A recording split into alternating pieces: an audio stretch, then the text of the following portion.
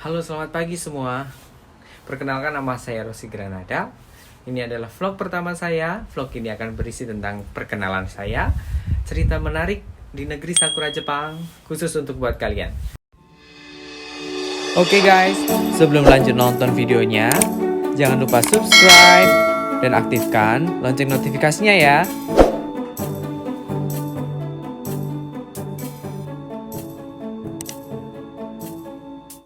Oke, baiklah, saya akan sedikit bercerita tentang Jepang. Jepang sekarang sedang musim semi. Jadi kalian bisa lihat sendiri di belakang saya ada bunga sakura yang sangat indah.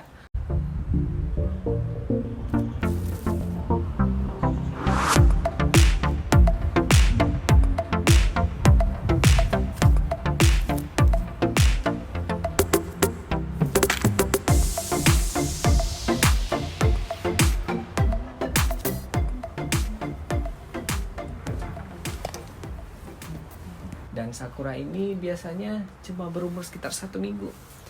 Nah, setelah itu mereka berguguran dan pohonnya akan menjadi daun semua.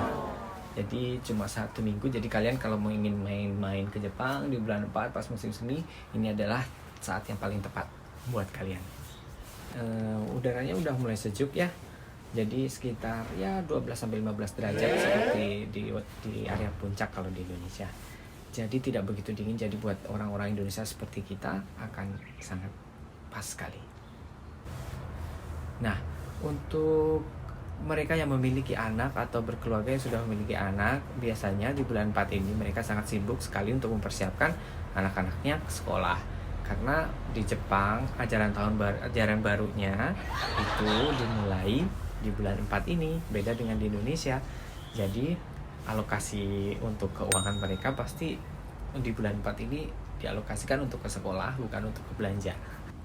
Untuk penerimaan karyawan baru pun di Jepang kebanyakan dilakukan di bulan 4 ini. Jadi jangan heran kalau misalkan di bulan 4 ini banyak sekali karyawan-karyawan baru yang masuk ke suatu perusahaan atau tempat kerja kalian. Ini memasuki tahun ke-11 tinggal di sini. Ya sudah mulai agak sedikit jenuh, sedikit bosen gitu ya. Tapi ya mau gimana lagi, namanya juga kerjaan di sini, mau nggak mau dibetah-betahin. Yang membuat betah saya ya karena di Jepang ada 4 musim, yang di Indonesia nggak ada 4 musim ya, karena di Indonesia ada musim hujan dan musim panas. Kalau di sini kan ada musim 4 musim, ada musim semi, ada musim panas, ada musim gugur dan musim dingin. Jadi bagi kalian yang ingin melihat salju, ingin melihat bunga sakura, atau ingin melihat 4 musim itu, kayaknya Jepang adalah salah satu negara yang perlu dipertimbangkan untuk misalkan untuk kerja atau tinggal atau sekolah di sini. Selain makan pokoknya sama dengan Indonesia, jadi istilahnya orang Indonesia kan kalau nggak makan nasi namanya nggak makan, sama. Kalau di sini kan makannya nasi. Jadi yang itu yang membuat salah satu yang membuat saya betah di sini.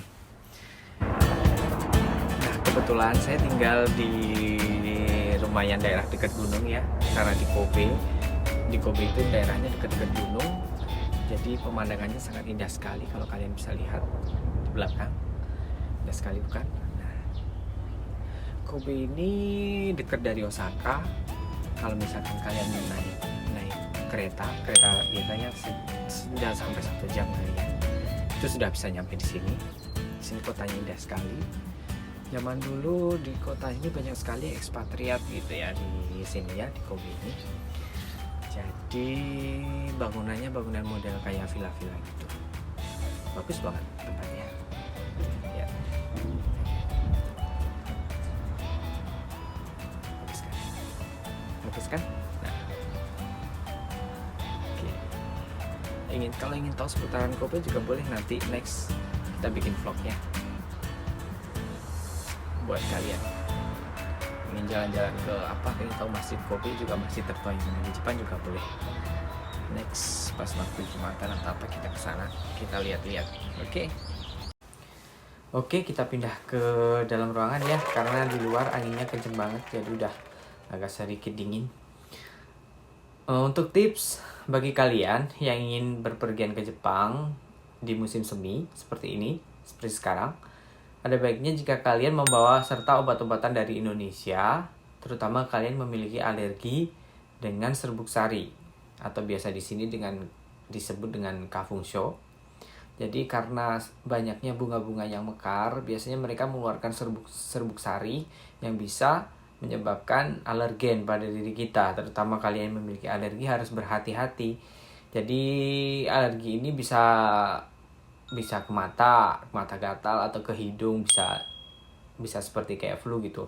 Jadi keluar apa sih? Keluar ingus terus seperti itu. Nah, jadi kalau kalian sedia obat, jadi kalian tidak perlu pergi ke istilahnya cari obat ke drugstore gitu di sini, karena pasti ada sedikit kendala bahasa dengan seperti biasanya ya. Di sini banyak sekali orang Jepang yang tidak bisa berbahasa Inggris. Jadinya mungkin kalian akan sedikit kesusahan.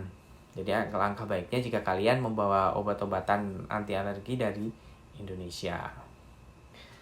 Jadi awalnya juga aku sendiri tidak tahu kalau misalkan di sini tuh ada kafungsho atau apa gitu dulu.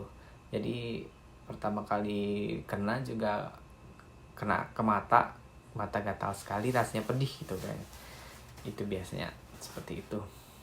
Terus mungkin ada pertanyaan, di mana sih dapat belanja oleh-oleh yang murah di Jepang? Kan biasanya di Jepang itu barang-barangnya mahal atau apa gitu kan.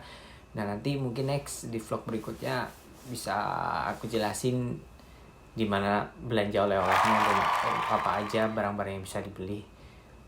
Ada kok tempat-tempat yang murah yang kalau misalkan kita jeli, kita bisa menemukan yang murah tapi tetap made in Jepang, bukan made in China. Nah, mungkin itu dulu vlog dari saya kali ini. Silahkan tulis di komentar kalian ingin mengetahui apa saja tentang Jepang, silahkan, bebas. Nanti yang terpilih insya Allah kalau ada waktu akan saya bikinkan vlognya. Oke, thank you. Jangan lupa subscribe, tekan tombol loncengnya. Ikutin terus vlog saya. Sampai jumpa. Dah.